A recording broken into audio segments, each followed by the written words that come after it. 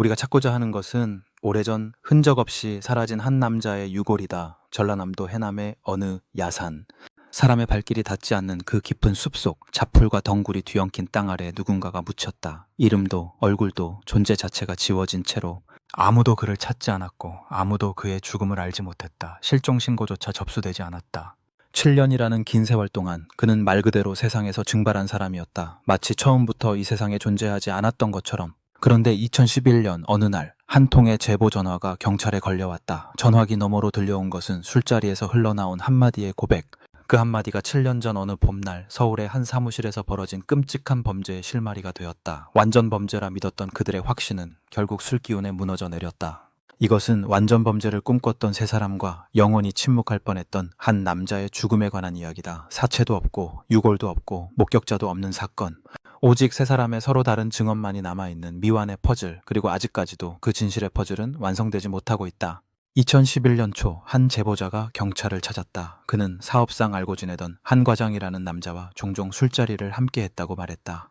평소 과묵하고 말이 없던 한 과장이었지만 그날따라 유독 술을 많이 마셨다. 얼굴이 벌겋게 달아오른 채 눈빛은 어딘가 불안하게 흔들리고 있었다.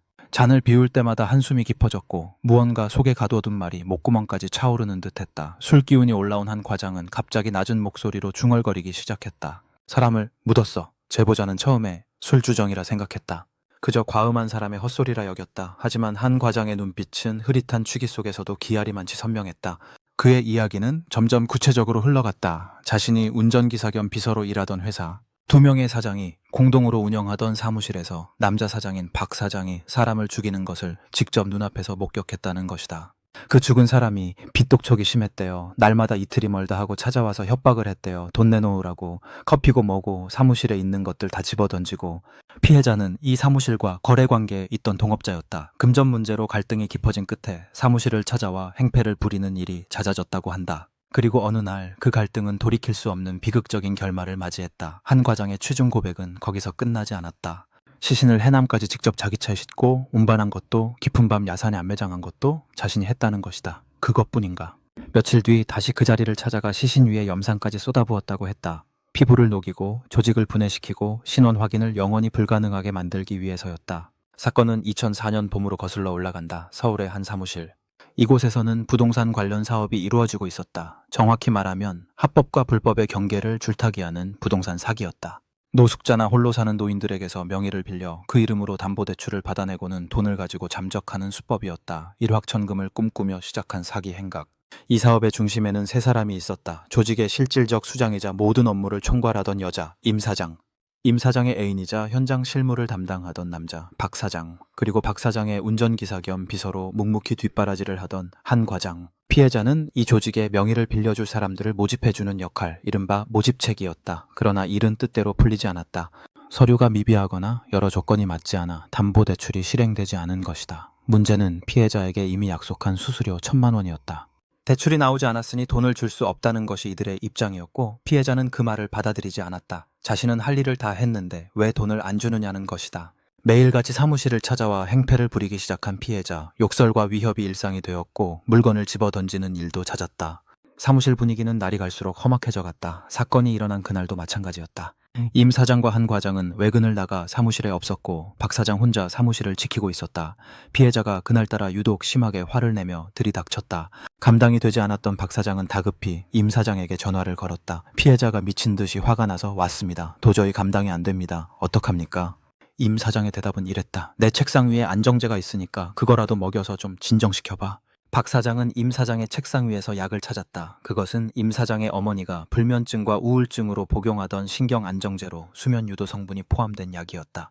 왜 하필 그날 그 약이 사무실 책상 위에 놓여 있었을까? 임 사장의 설명에 따르면 며칠 전 어머니가 사무실로 찾아와 딸의 불면증을 걱정하며 직접 건네준 약이었다. 박 사장은 그 약을 커피에 타서 피해자에게 건넸다. 아유, 좀 진정해라. 이거 한 잔 마시고 좀 쉬어. 돈이 되면 우리가 다 해결해 줄 테니까. 피해자는 의심 없이 그 커피를 마셨다. 그리고 얼마 지나지 않아 눈꺼풀이 무겁게 내려앉더니 소파 위에 쓰러지듯 기절해버렸다. 바로 그때 볼일을 마치고 돌아온 임 사장과 한 과장, 사무실 소파에 의식 없이 축 늘어져 있는 피해자를 본 임 사장은 깜짝 놀라며 이 새끼 일냈구만 하고 내뱉고는 그 즉시 자리를 벗어났다. 이제 사무실에는 박 사장과 한 과장 그리고 깊이 잠들어 있는 피해자 단 3사람만 남았다. 밖에서는 봄바람이 불고 거리에는 평범한 일상이 흘러가고 있었지만 그 사무실 안에서는 한 사람의 운명이 결정되려 하고 있었다. 그리고 바로 이 순간 돌이킬 수 없는 일이 벌어졌다. 바로 이 지점에서 사건의 핵심이 갈라진다. 누가 피해자의 목을 졸랐는가? 박 사장과 한 과장 2사람의 진술은 정면으로 충돌한다. 먼저 한 과장의 진술이다. 임 사장이 화를 내고 밖으로 나갔습니다. 저는 소파에 쓰러져 있는 피해자를 보고 있었는데 박 사장이 갑자기 이 새끼 완전히 보내버려야 되겠어 라는 말을 하면서 양손으로 피해자의 목을 졸랐습니다. 한 과장은 자신은 그저 멍하니 서 있었을 뿐이라고 했다. 너무 갑작스러운 일에 몸이 굳어 아무것도 하지 못했다고.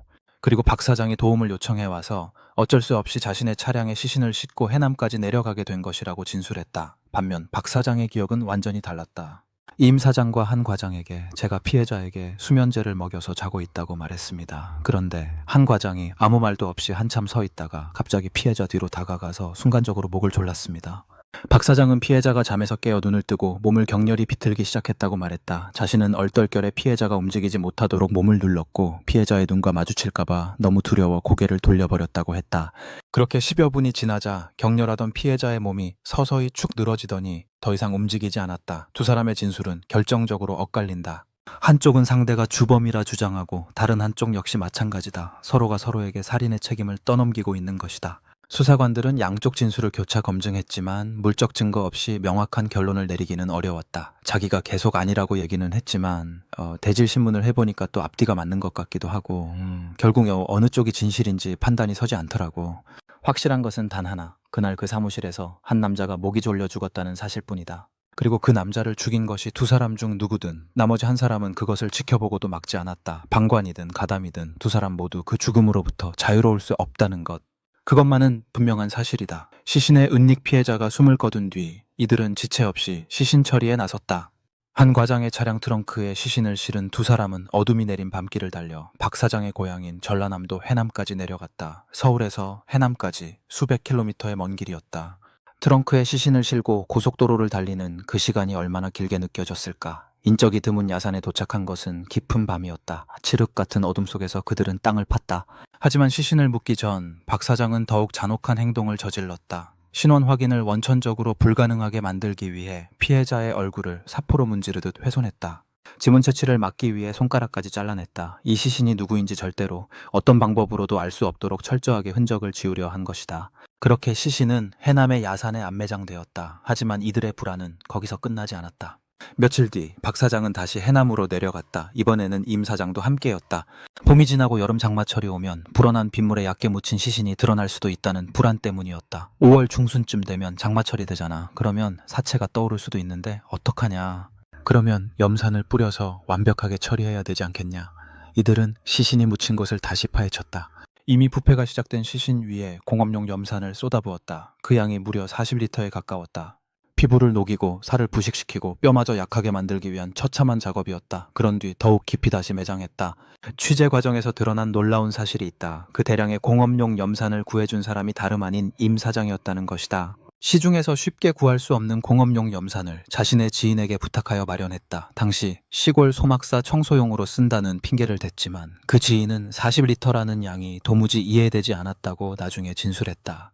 이렇게 해서 한 남자의 존재는 물리적으로도 완전히 소멸되었다. 주민등록상으로는 여전히 살아있는 사람이지만 이 세상 어디에도 그가 숨쉬고 있는 흔적은 없었다. 가족에게도 지인에게도 그 어느 관공서의 기록에도 그의 움직임은 포착되지 않았다. 적어도 이들은 완벽한 범죄를 이루었다고 확신했다. 3사람만 입을 다물면 이 비밀은 영원히 묻힐 것이라고. 7년간의 침묵 그리고 균열.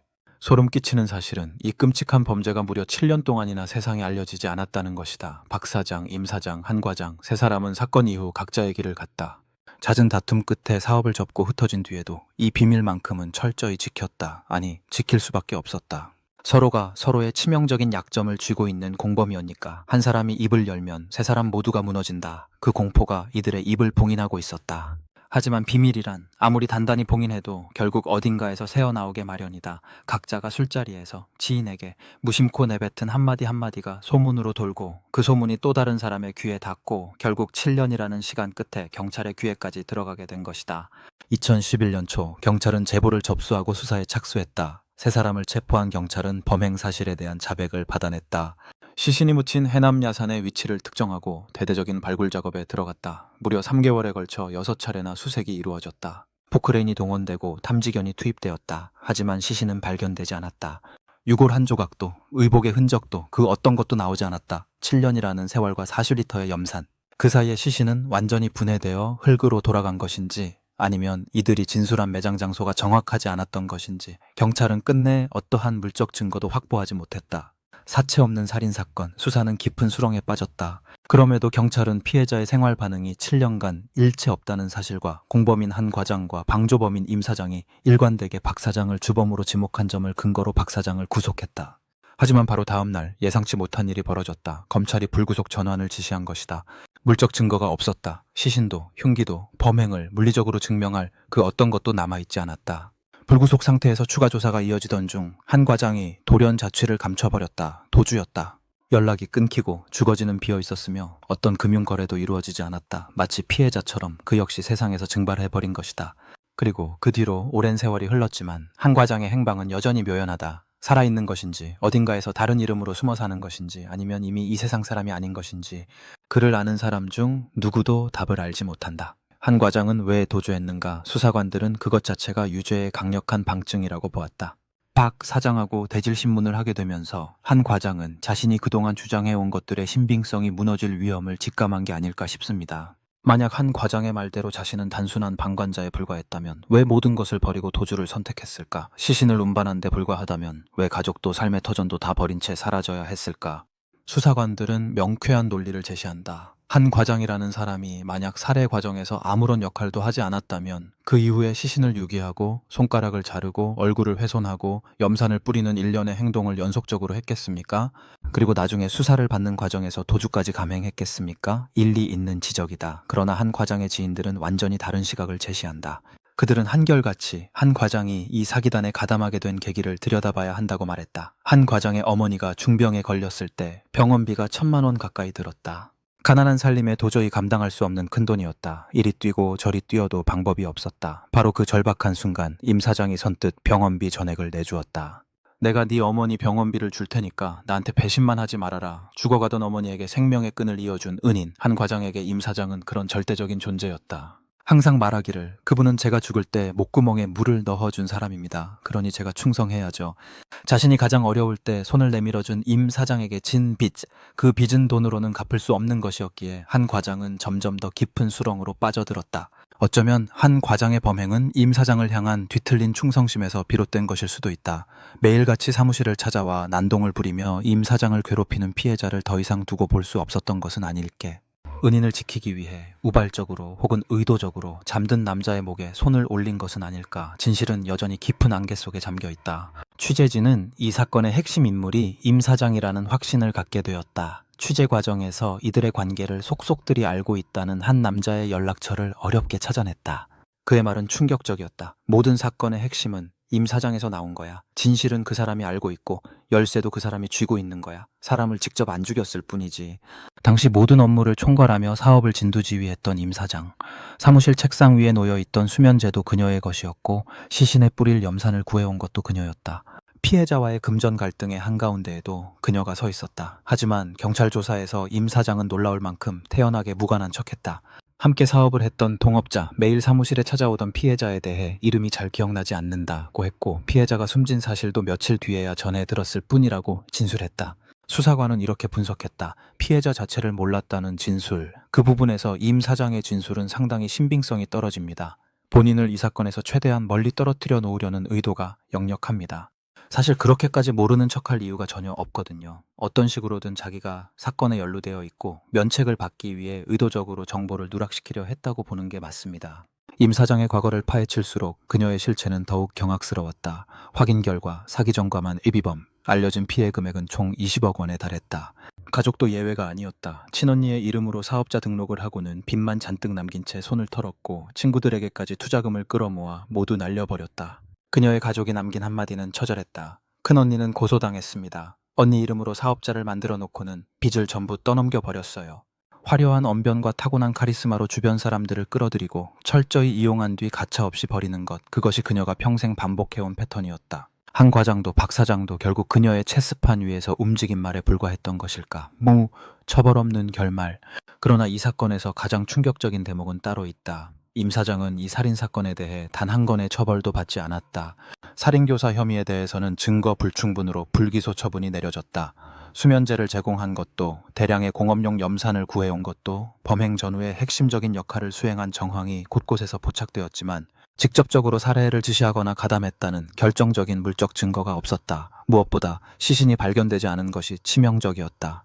사체가 없는 살인사건에서 간접 정황만으로 교사범의 죄를 입증하기란 사실상 불가능에 가까웠다. 법의 그물을 가장 교묘하게 빠져나간 것은 결국 이 사건의 실질적 설계자로 의심되는 임 사장이었다. 현재 임 사장은 별건인 사기 혐의로 구속되어 구치소에 수감 중이다. 하지만 취재 도중 다른 시설로 이감되었고 당국은 그녀의 현재 소재를 밝히지 않았다. 취재진은 끝까지 추적했으나 끝내 그녀를 대면할 수는 없었다. 끝나지 않은 진실 게임. 그날의 진실을 아는 이는 오직 세 사람. 한 사람은 살인 혐의로 복역 중이다. 또 한 사람은 사기죄로 구치소와 교도소를 떠돌고 있다. 그리고 마지막 한 사람, 한 과장은 도주 이후 생사조차 확인되지 않는다. 전라남도 해남의 야산 어딘가에는 아직도 한 남자의 마지막 흔적이 묻혀 있을지 모른다. 염산에 녹고 비바람에 풍화되어 형체를 알아볼 수 없게 되었을지라도 그 침묵의 땅은 기억하고 있을 것이다. 한때 이곳에 누군가가 있었다는 것을, 누군가의 아들이었고 누군가의 친구였을 한 남자가 이곳에서 영원한 침묵 속으로 사라졌다는 것을. 잡힐 듯 잡히지 않는 진실의 조각들, 서로의 죄를 끝없이 떠넘기며 자신만은 빠져나가려 발버둥 쳤던 세 사람의 진실 게임. 시신도 없고 유골도 없고 오직 엇갈리는 진술만이 남은 이 사건에서 과연 법은 완벽한 정의를 실현할 수 있었을까? 아직 묻혀있는 그날의 진실, 그리고 어딘가에 숨어있을 마지막 퍼즐 한 조각, 세 사람의 진실 게임은 아직 끝나지 않았다. 어쩌면 이 사건의 가장 잔인한 점은 피해자의 이름조차 제대로 기억되지 못한다는 것일지 모른다. 살아서도 죽어서도 존중받지 못한 한 사람의 생. 그의 존재를 증명할 유일한 것은 범인들의 엇갈리는 진술뿐이다. 이 세상에 남겨진 그의 마지막 흔적이 가해자의 입에서 나온 말이라니 그보다 더 비극적인 일이 또 있을까? 해남의 야산은 오늘도 침묵하고 있다. 그리고 그 침묵 속에서 진실은 여전히 묻혀 있다.